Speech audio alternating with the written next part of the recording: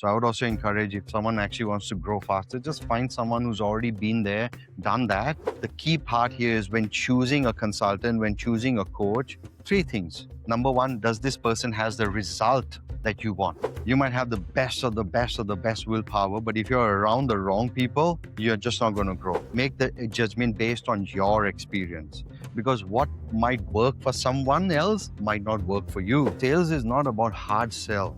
There's so many types of sales, like conversational selling, right? In the world of today, people don't want to be hard sold. The formula I use is very simple, right? So I got something called the PRS system, right? Problem. Hello, and welcome everyone to the Killer Sales Engine podcast. My name is Aum Janakiram, your host, where we talk about everything related to sales and how founders, coaches, business owners, agencies are really thriving using a killer sales engine.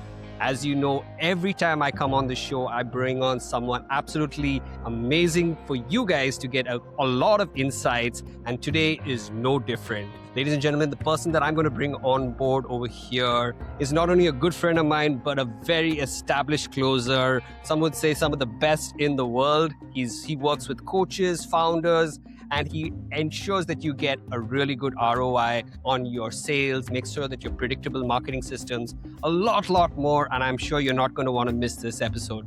Without further ado, I'd like to welcome my good friend, coach, consultant, champion of sales, Mr. Dev Sethi.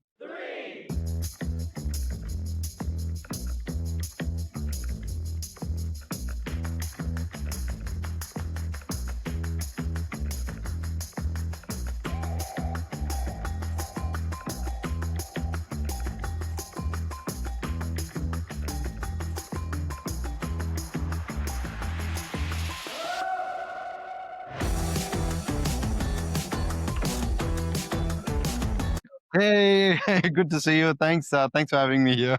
Likewise. Wanting to have you on the show for a while. I was just waiting to get things warmed up so I can bring this to you in a great way. But so good to see you, my friend. I mean, we've been in touch. We've been talking a lot, and I'm so happy to finally introduce you to my crowd and my audience and for them to get amazing insights. So before we get into all the juicy and meaty information that everyone's dying to hear, let's hear a little bit about your story and really what got you into this space. I'm sure everyone's loving to hear that. So look, previously I was in a job, right? An IT job, from a programmer to a sales champion, okay? So the journey was not like one day I woke up and I said, I'm going to be a sales closer. No, it wasn't that way. I was in a job, but I've always wanted to sort of give back to my family in some shape or form, which I was actually doing as part of my job. But there was a day that, a personal incident, we can talk a little bit about it in a moment, which made me have that desire to sort of go from in my job to build my own business. But to build my own business, nothing happens in business until a sale is made. So I'm like, I got to first learn how to close sales. So that's what sparked the idea of learning to close sales. And when I learned how to close sales, I'm like, hey, this is it, man. And then that took me to the next level, to building my own business now.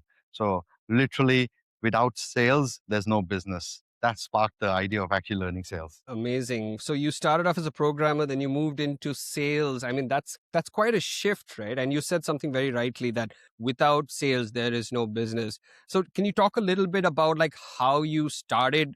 Like what kind of made you make that transition? What were the kind of learnings that you had to go through in order to get to where you are? And maybe about the kind of awards and recognitions that you got along the way. Okay.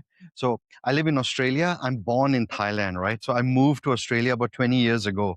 The aim to go in Australia was just to make money for myself, give back to my family. That's it. Okay. So fast, I was in a job, IT programmer, doing really well, became the country manager of a big company as well, looking after big teams. But in 2018, something happened on a very personal incident that made me move into sales. So my father visited me in Australia, and Thursday he was visiting me, Friday he goes back to Thailand, Saturday he enters ICU. So his heart rate goes from 80 to 190, like that. And in that moment, everything sparked. Like in my brains, I'm like, what is happening? I came to Australia to give back to my family. There's so much more to do. So I moved. I flew back to Thailand on Saturday, visited him in the ICU room. I'm like, I hope he survives. If he survives, I'll do anything, whatever it takes, to give back to my family even more. So that was that desire. He's alive. He's happy now. Back then, it was May 2018. I went back to Australia in June 2018 after a month in Thailand. And that's when I spoke to my wife. I'm like, this is it. I got to transition out of my job, build my own business. But if I have a business and I cannot close sales, there's no business. So then I went around looking for what do I need to do? How do I learn sales? And then I came across a person called Dan Locke, right? That's where you and I met as well. And that's when I said, this is it. I got to learn how to close sales. So I was still in my full time job, like 40 hours in my job. And then on the side, I was learning sales and closing sales. So that's what sparked the idea. That's what got me into sales. One thing led to another. And then I started closing a lot of sales. And then I started helping more people. And then finally, I closed $1.5 million in the span of 18 months, made some savings, took that savings, and started my own business. But before starting my own business, before making some savings, I also actually, as you know, I went and competed in a sales closing champion in Canada, and then I won the award. That gave more to my dream that, hey, time is now. So that's how I sort of went from a job to sales to my own business. Amazing. Wow. It takes something really monumental, whether a good or a bad incident, for people to really make a shift, right? So for you, it was wanting to be doing better for your family and for your father and be there and be able to make that shift and move out from the so called rat race into entrepreneurship. And a lot of people actually want to do this, but somehow they struggle to make that decision until something like this might happen. So, why do you think that happens? And what do you think people can do to sort of transition to it without having to go through that down point in their life? Look, I think you don't need a downfall to actually grow in life, right? What I think you need is you need a purpose, you need a desire, you need that goal, that motivation, that inspiration, whatever word you want to use, right? So suddenly it became my thing that, my dad wasn't well. And the goal I had was not about sickness or anything. The goal I always had was to make money for myself, number one. Number two, give back to my family. So it's just that in that moment when my dad was not well, that, hey, how can I give more to my family? The urgency just got created, right? So I was doing pretty well in my job, but I then realized that it's not enough. I want to do more. So if someone's actually wanting to achieve something in their life, whatever they're thinking now, just 4, 5, 10x it and say that if you were to get that much and you live the life you are today, will you get it? So you don't need to go to a like terrible downfall, but that's what happened to me. But if you want to do something, that someone who's listening here can literally think like that, that if I want like a million, what if I need 10 million? If I live the life I want today, will I get it? If not, then change. Amazing. And this is actually something which I wanted to talk about on the show because mindset is so important. And I remember when both of us, we went through the Dan Locke program, the first 3 sessions were just on mindset and how we were sort of removing all the demons and, try to kind of visualize what we want to do. And a lot of things were like new to me, especially because I've been doing corporate as well. And I hadn't really gone through these kind of exercises that really transcended the way that I thought. And yes, obviously, if I had not been going through a bad moment, I probably would have been able to do that positively as well. So, can you talk to me a little bit about that? I mean, because moving from here, this position to up there, it's not an easy thing to do without a coach or a mentor. Am I right? Or is Yeah. it something you have to have? Nah, look, you can still do it without a coach, but it will take you like years and years. And by the time you get there, the world has already changed, right? So if you want to get there faster, like for me, what I did is I just found someone that's already been at the position I want to do. And I just cut the whole time from like 5, 6 years to literally 12 to 18 months. So I would also encourage if someone actually wants to grow faster, just find someone who's already been there, done that, and you want that kind of results, just go speak to that person. And that is the magic of coaching and mentorship, ladies and gentlemen. It's Yeah. able to cut down the time because you're learning from somebody who's been there, done that. And it's amazing how your whole ecosystem just completely changes. And I was also, telling a lot of people that when we did get into this, it wasn't just a course, it wasn't a mentorship, but it was the community. It was the energy that was actually driving the momentum. And that's how you and I met on multiple occasions, did a lot of practicing together. We met so many amazing people across the world, right? There's one part which is a course where people watch and attend classes.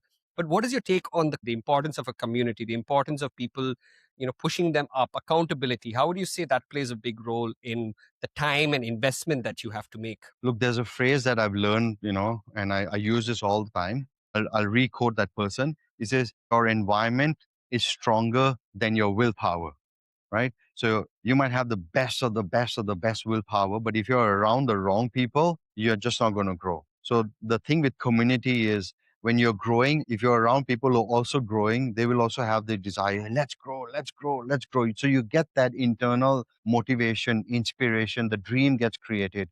So environment is really, really important. But the key part here is that what environment got you to one level would not be the same environment that will take you to the next level, right? So the environment needs to change as well. It's not that you get stuck. So that's what I did as well. As I kept growing, I kept changing my environments as well. Yeah. Amazing. So it is about knowing when you should pivot, when you should be able to take advantage of the community, the support that you have around you, and utilize that as your driving force and not just rely on willpower alone. I remember waking up at 2 o'clock or 3 o'clock in the morning, getting ready for these kind of sessions, which were happening in Vancouver. And it was the crowd and people, checking up on me and saying, "Hey, are you going to attend?" I said, "Yeah, I'm going to attend, man. I'm there." And me then transferring that force to other people as they came into the batches. So it's really an amazing part what community can play, your environment can play. So Sukhdev, I'm curious, right? Like your journey, right, from being into programming and then finally getting into wanting to get into consulting, right? There is a level of people out there who don't really trust consultants as such. They think, oh, these guys are just like overpaid people. We just pay them. They just give us information. And then, then nothing really happens. I'm looking at execution. For the sake of people who might have that mindset, what do you have to say for that? Look, any profession you go, there will always be some people will believe in that, some people won't believe in that, right? Even schools, like look at schools. There's so many schools. Some like, hey, this school is not good, this school is not good, this school is good. Same thing with consultants, coaches, everything, right?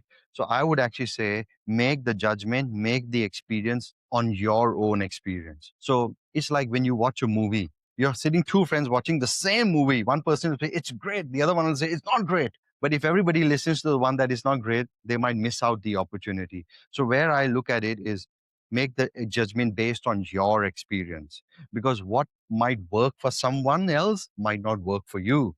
What might not work for someone else might work for you. That's the mindset that I took at. So every time when I hear about whether it's a coach or I look at my judgment. I go experience myself. I'm like, this works for me, you know. So same thing with coaches, where people say, and unfortunately there are, because the industry coaching consulting is very easy to enter as well, there's a lot of people that come in with the AI age as well.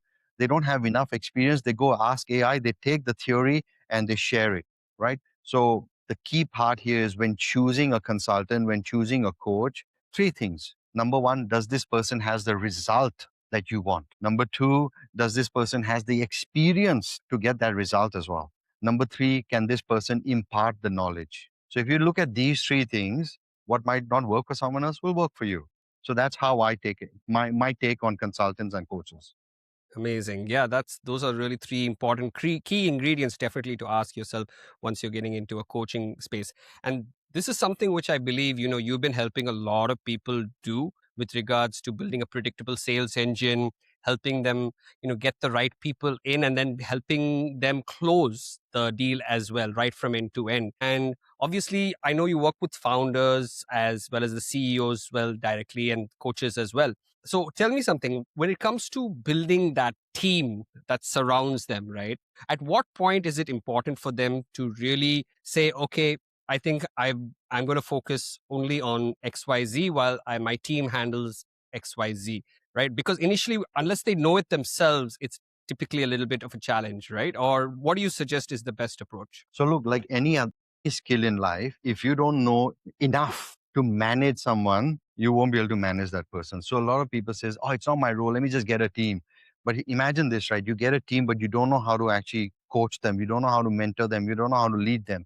If they leave, then who's going to do it? Your business is just going to come to a standstill. Same thing with sales, right? Without sales, there is no business. So the key part with sales is learn to the level that you're very comfortable, to the point that, hey, I can talk, I can close, but I want to do a few other things extra. When you reach to that level that you are comfortable to close, then you can hire someone to scale it. But unless you can't do it yourself, if you hire a team fast and you cannot guide them, they might take you for a ride.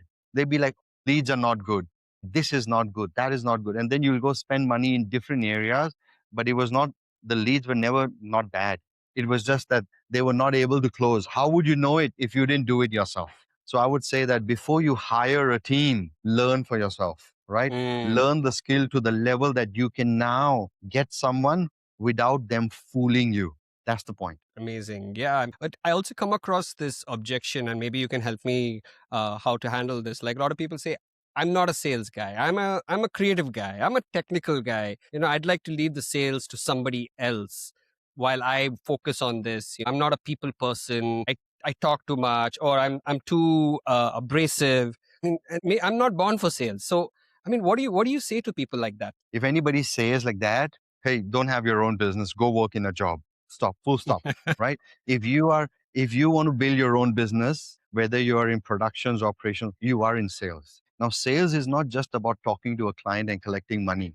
Sales is as a business owner, you're selling your vision to your team. That is sales, right? When you're coaching your team, when you're giving them feedback, that is sales. Yeah. So there's everything is sales in life. Okay. So the terminology of sales that I want to look at, it is not about I give you a service and you give me cash. That is sales. The key part about being in sales, I want to share with you, everybody is in sales. If you're a business owner, if you're not a business owner and you don't want to like sales, go get a job. It's fine. No problem. Someone will do the selling for you. But is that Hmm. enough? You want to ask that question to yourself. So if Right. someone says, I don't like selling, I'm a creative, and just get to the point where you know what you need to speak and the clients resonate with you, and then you find someone else to scale it. But learn the skill to the point that you're comfortable to know that if the team is telling you something lies, you know how to manage it.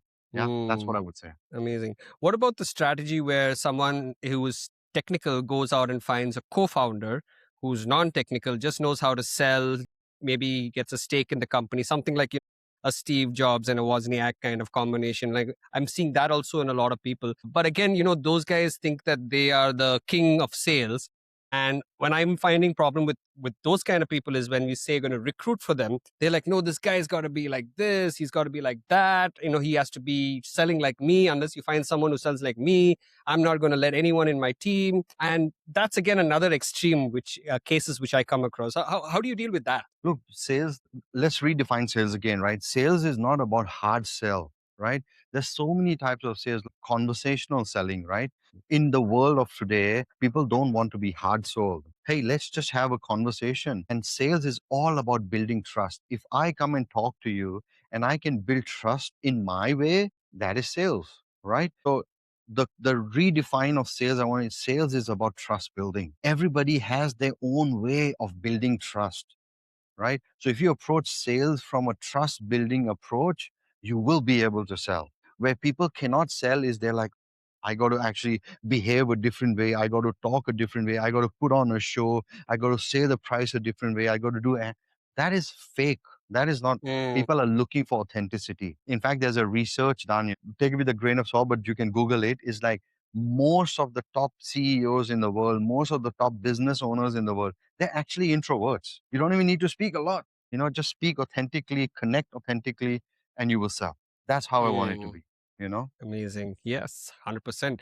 Be authentic, be conversational. That's going to remove that mask which you have, which everyone tries to put on sometimes, and then it becomes too salesy or gimmicky or fake. And I think people can right now smell and see right through that, right?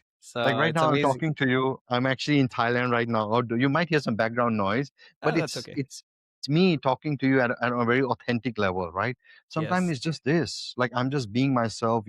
We are having a chat. This is sales. The Mm, authenticity comes out. We have a bit of a chat, and I'm actually standing here in Thailand, just having a good conversation. This is sales. We are relationship building, right? That's it. exactly. Yeah, Amazing. Yes, that's 100% true.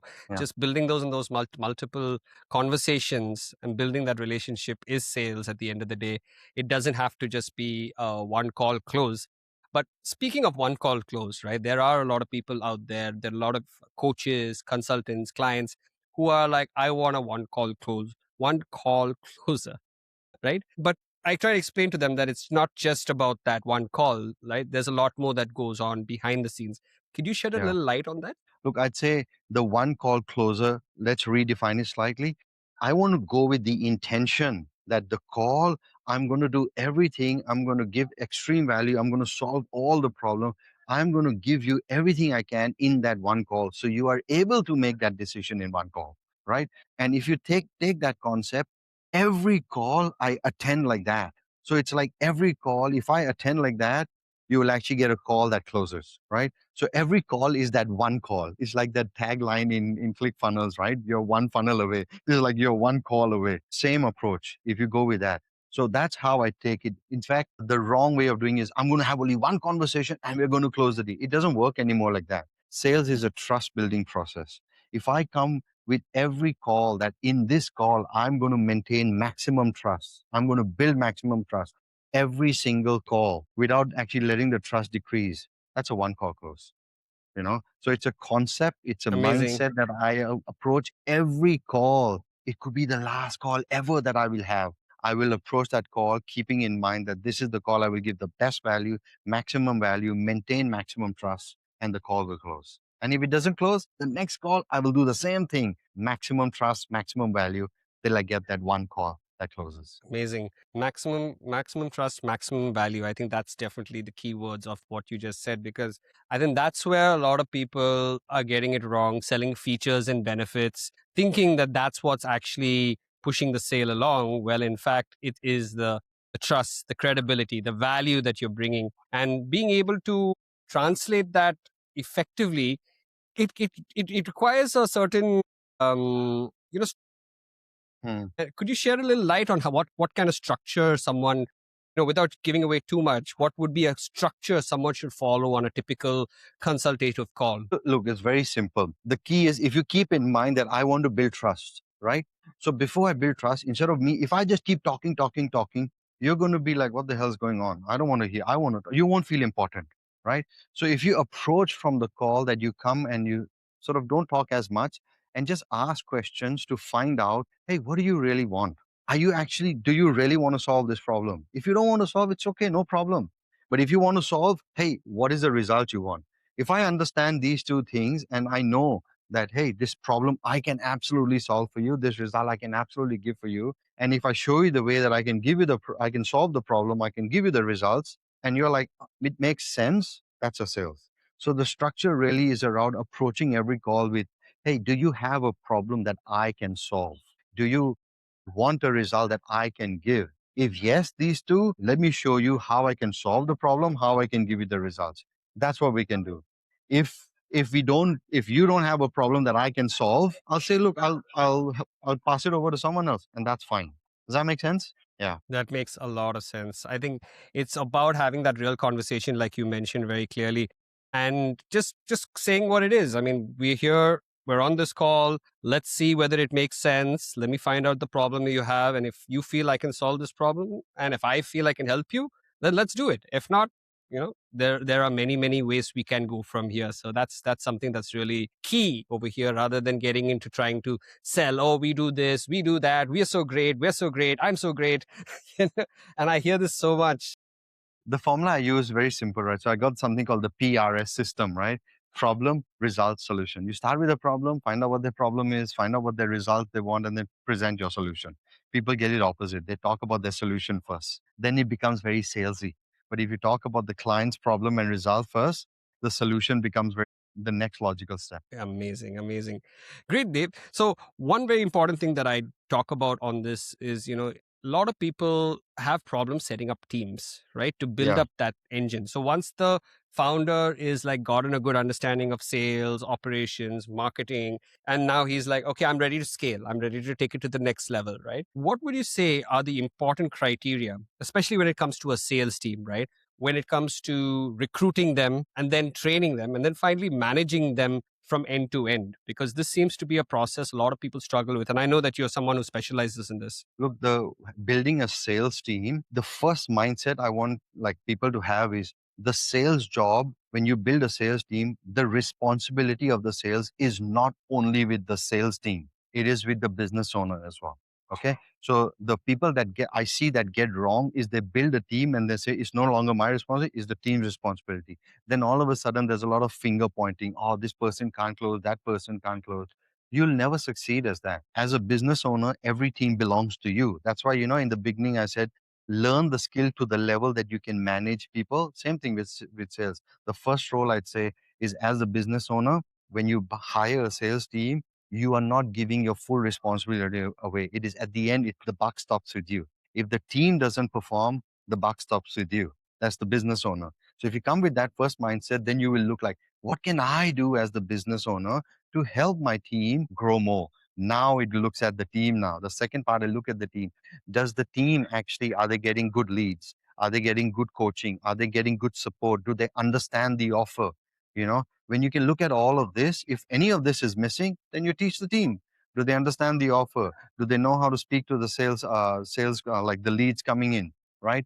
Are they the right people in your team? Do they have the right skill? Do they have the right mindset? Are they in line with the company's value? When you look at that, then you're like, okay, I now know one of these 4 5 which is missing. Then me as a business owner, I step in and I help the team there, right?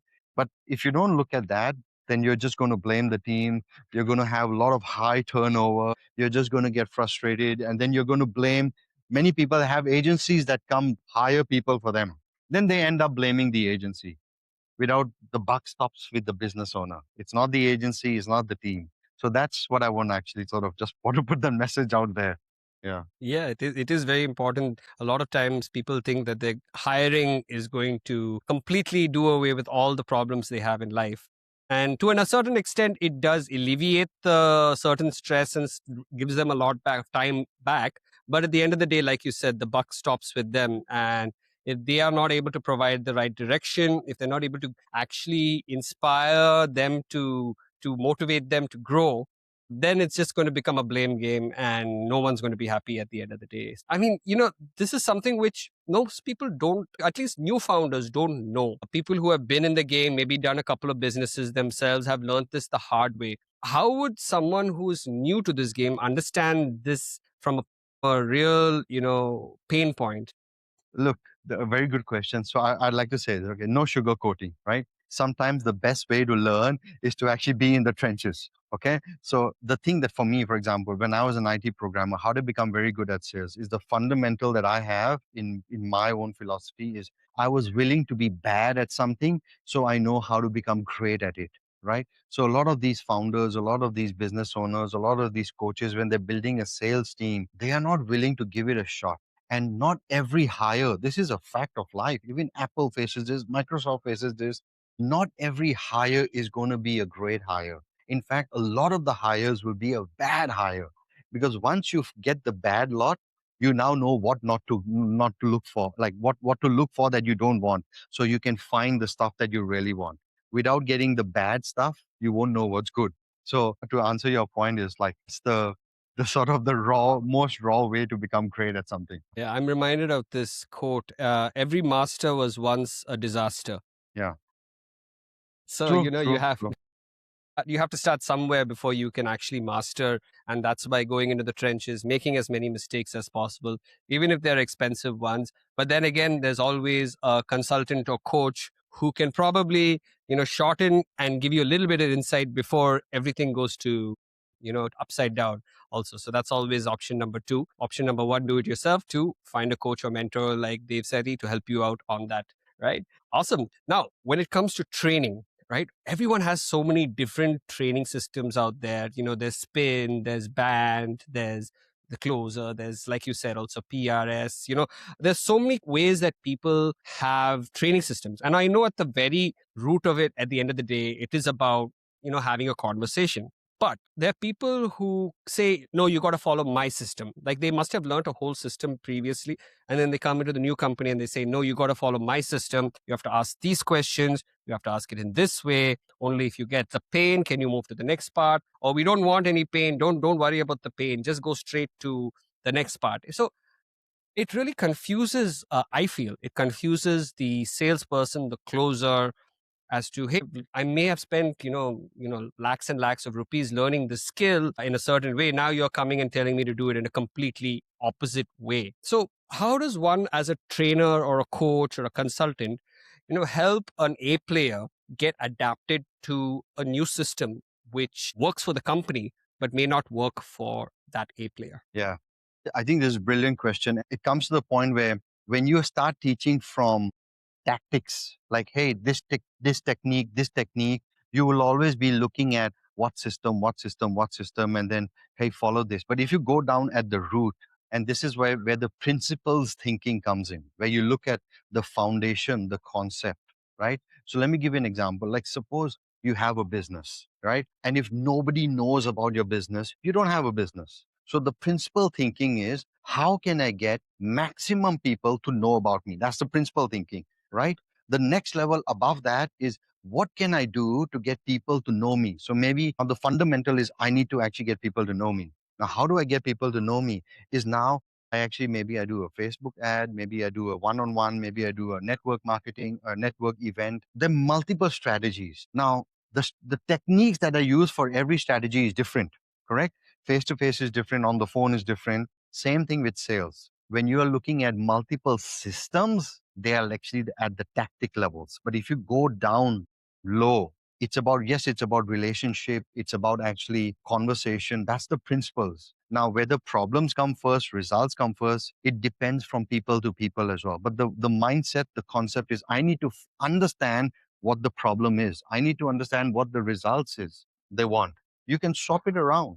Like, if you're doing a B2B close, a lot of times B2B businesses will come to you and say, hey, we want this type of result. You're like, forget, I don't want to talk about it. Like, tell me the problem first. They're like, hang on, this is what we want. So if we stay in the zone, the client is, okay, I've understood all your results. Can you tell me a little bit, why do you want this result? Now, automatically, it will switch to problems. You're getting it? But if you don't come with that principle thinking that I need to understand both, and you will come with the tactical that I always need to get problem first, then you're going to tell this person, stop talking, tell me your problem. And then the conversation just dies. Yeah. So Mm, it comes from principles first and then move over to techniques. That's what I would mm. do. Right. And so, for a person who is a business owner or a sales leader trying to explain this to an A player who says, hey, man, I've been making like millions of dollars for my previous company, and you guys have called me to come here and work with you, and I'm going to do it my way. What would you say to that? Okay. Very good. Remember just now I told you, when you're hiring a team, one of the things you need is values. If anybody comes in who does not match your company's value, will give that response. But if someone who's a top A player that matches your values as well, hey, you know what? This is the way I've done it. But maybe your clients are slightly different. Let me learn your way. Let me see what your way is. And then I will see if I can merge my experience with what you want, and I will merge it to get better results. That's the better answer. So the person who's giving an answer like that really comes down to the point that he might be really good at sales, but he doesn't match the company's value. And in Mm, coaching, in consulting, in all the business today, it is the values of the business that attracts the right clients. It is the values of the business that keeps the clients. And even like in today, coaching, consulting, it's a lot of people out there, but the people that are succeeding is when they come truly from their values, their experience. And they're like, hey, this is it. If you feel this resonates with you, great. If you feel someone else resonates with you, great. The pie is very big.